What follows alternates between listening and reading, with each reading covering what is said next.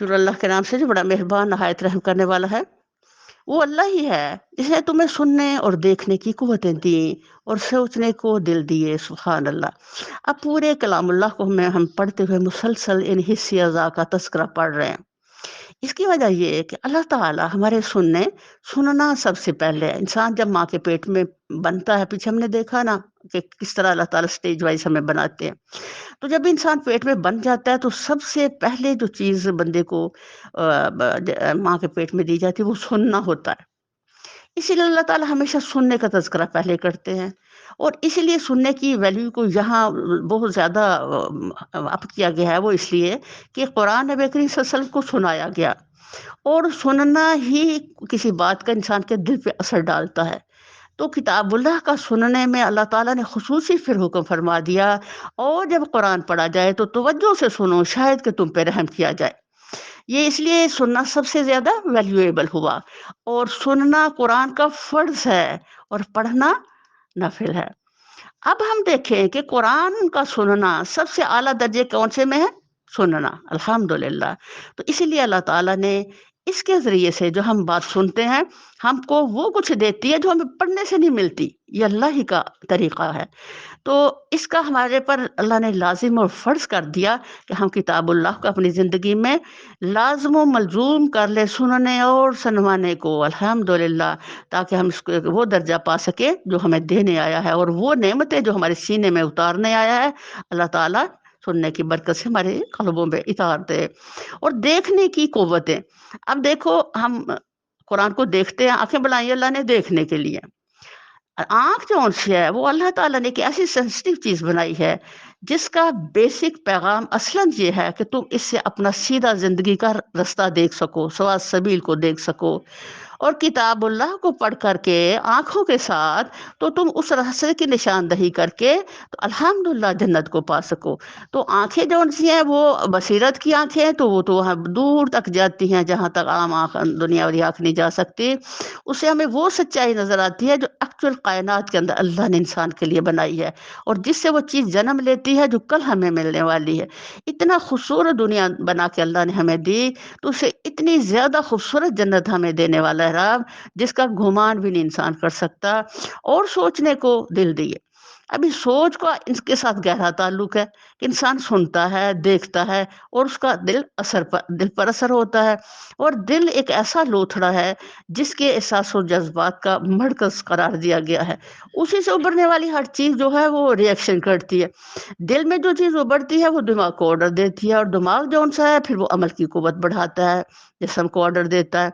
तो जो दिल बेहतरीन है, अल्हम्दुलिल्लाह उसके अमाल भी बेहतरीन होंगे। तो सुनना और देखना हमारा इतना बेहतरीन होना चाहिए कि ताकि दिल पर बेहतरीन असर पड़े और हमारी ज़िंदगियाँ जो हैं अल्हम्दुलिल्लाह वो बहुत ही खूबसूरत के ज़िंदगी का सफ़र तय हो।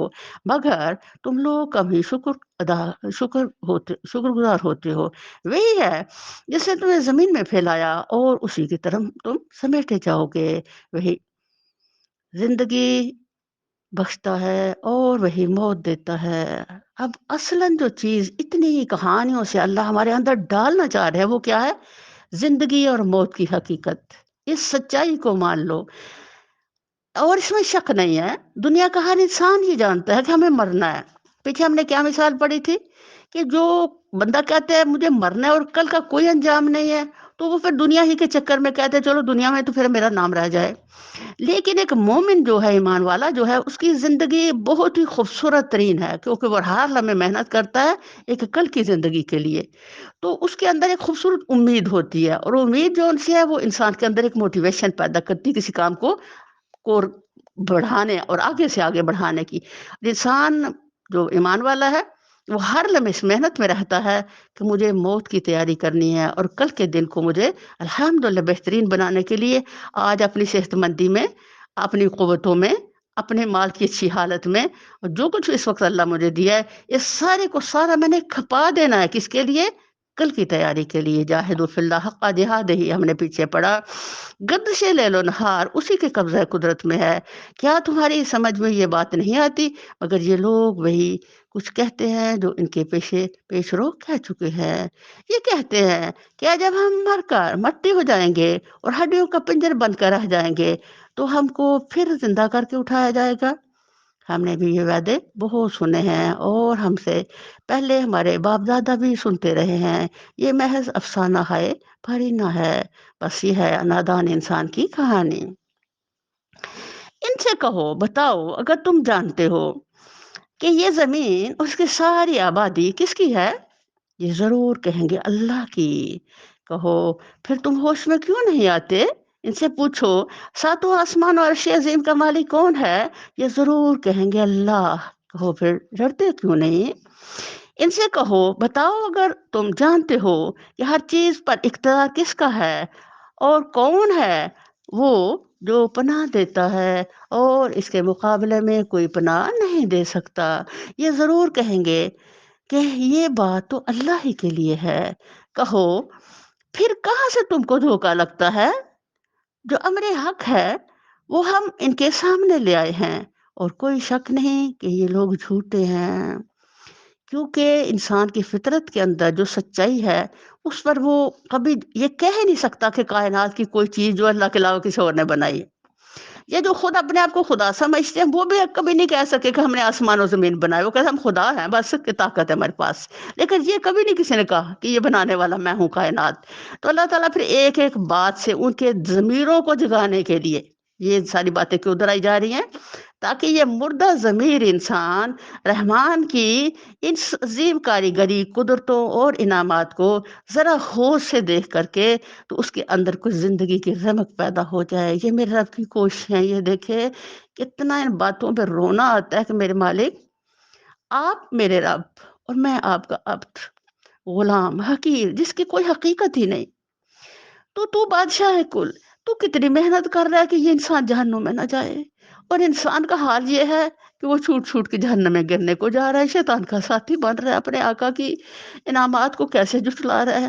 تو اے رب تو اس انسانیت کو رمضان المبارک کے اندر صحیح سوچ، صحیح فکر، صحیح انسانیت دے دے، تاکہ کل کی اس بھیانک دن سے بچ سکے جس میں بہت دکھ و تکلیفیں ہیں۔ میرے اللہ نے کسی کو اپنی اولاد نہیں بنایا ہے اور کوئی دوسرا خدا اس کے سوا نہیں ہے۔ اگر ایسا ہوتا تو ہر خدا اپنی خلق کو لے کر الگ ہو جاتا اور پھر وہ ایک دوسرے پر چڑھ دوڑتے۔ پاک ہے اللہ ان باتوں سے جو یہ لوگ بناتے ہیں، کھلے اور چھپے کا جاننے والا، وہ بالا تر ہے اس شرک سے جو یہ لوگ تجویز کر رہے ہیں۔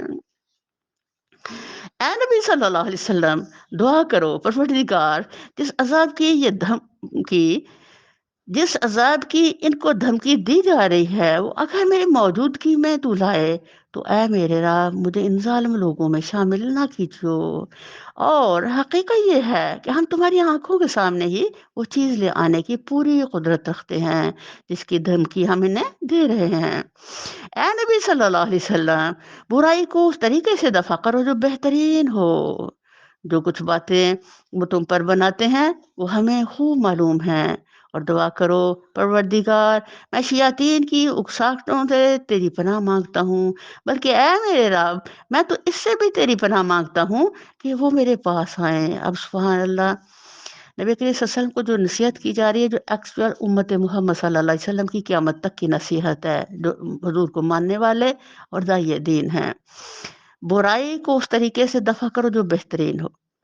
یہ نہیں کہ وہ لوگ اگر چوپالوں میں بیٹھ کر کے تو مذاق اڑا رہے ہیں اور جھٹلا رہے ہیں اور برے برے نام دے رہے ہیں تو مسلمان بھی بیٹھ کر کے ایک محفل بنائیں اور اس میں ان کے وہ باتیں کرنی شروع کر دیں جو وہ کر رہے ہیں۔ لیکن نہیں، ایک مسلمان، ایک ایمان والا اپنے اعلیٰ معیار کو اس طرح شو کرتا ہے کہ اگر اگلا جھوٹ بولے گا تو وہ ہمیشہ سچ بولے گا، اگر وہ سخت بات کرے گا وہ آگے سے نرم کلامی سے جواب دے گا اور اپنے بہترین کردار کو اس کے سامنے شو کرے گا، اور اللہ تعالیٰ نے ایک مومن کے اندر جب ایمان لے آتا ہے تو اس کے اندر ایک وہ چیز رکھتی ہے جو ایک نرم خوئی ہوتی ہے جو میرے اللہ کو پسند ہے، اور یہ کہ چونکہ ایک مومن دوسرے کی بھلائی کا ہی خواہاں ہوتا ہے، ہر لمحے وہ چاہتا ہے کہ میں خیر تقسیم کروں، لوگوں کے دلوں میں خیر ڈالوں، تو جس کی یہ اتنی خوبصورت طبیعت ہوتی ہے وہ کبھی بھی سخت مزاج نہیں ہوتا، کبھی بھی دوسروں کو دکھ دینے والا نہیں ہوتا، کبھی بھی بد کلامی کرنے والا نہیں ہوتا۔ تو اللہ تعالیٰ نے دونوں ہی کیٹیگریز کے لوگ کو اللہ تعالیٰ رکھ کر کے تو مومن کے لیے بہترین طریقے سے نصیحت فرمائی کہ تم نے ہر حال میں بات جو کرنی ہے وہ اچھی ہی کرنی ہے، اور اس کے لیے ضروری ہے کہ ہم اعوذ باللہ من الشیطان پڑھتے رہیں، یا ہم ربی اعوذ بک من ہمزات الشیاطین و اعوذ بک ربی ان یحضرون پڑھتے رہیں، تاکہ اللہ تعالیٰ ہماری حفاظت کرے اور ہمارے کلام اللہ کے پڑھنے، بتانے، بولنے میں اور نیکی کی باتوں میں ہر حال میں ہم اللہ تعالیٰ کی اس طرح سے بات پیش کریں جو اس کا حق ہے۔ یہ لوگ اپنے کرنے سے باز نہ آئیں گے یہاں تک کہ جب ان میں سے کسی کو موت آ جائے گی تو کہنا شروع کرے گا، اے میرے رب مجھے اسی دنیا میں واپس بھیج دیجیے، ہائے جسے میں چھوڑ آیا ہوں، امید ہے کہ اب میں نیک عمل کروں گا، ہرگز نہیں، یہ تو بس ایک بات ہے جو وہ بک رہا ہے۔ اب ان سب مرنے والوں کے پیچھے ایک برزخ خائل ہے دوسری زندگی کے دن تک۔ اب یہی ہے اصل مسئلہ کہ یہ زندگی کے بعد دوسری زندگی اب دوبارہ نہیں آئے گی، یہ ساتھ جو گزر گیا وہ دوبارہ نہیں آئے گا، موت ہماری منتظر ہے اور آگے آخرت ہے۔ تو یہی لمحے جو اس وقت میرے پاس ہے یہ میرے قیمتی ترین زندگی کے سانس ہیں، میرا یہ رمضان زندگی کا قیمتی ترین رمضان ہے، میں نہیں جانتی اگلا رمضان آئے گا، بہت سے لوگ کل تھے اور آج نہیں ہیں، تو ہمیں آج کے رمضان سے اپنے رب تعالیٰ کے ساتھ جڑ کر کے تو اتنا کچھ خریداری کر لینی ہے جس سے ہماری باقیہ زندگی بھی بہترین ہو اور آخرت بھی ہمیں نصیب ہو جائے۔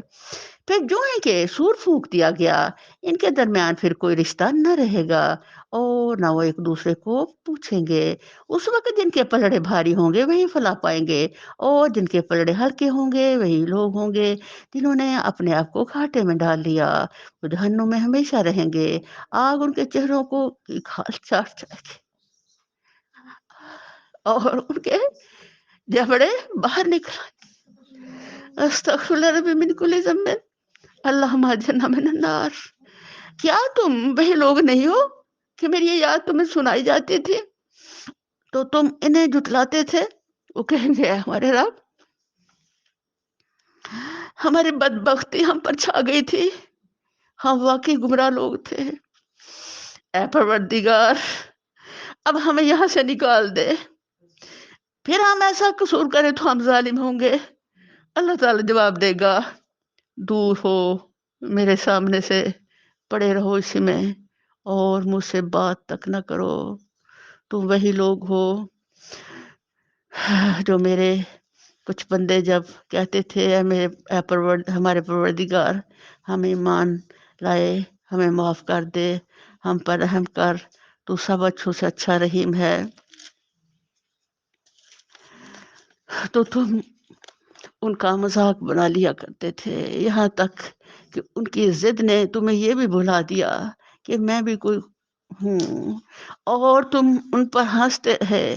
آج ان کے اس صبر کا میں نے یہ پھل دیا کہ وہی کامیاب ہیں۔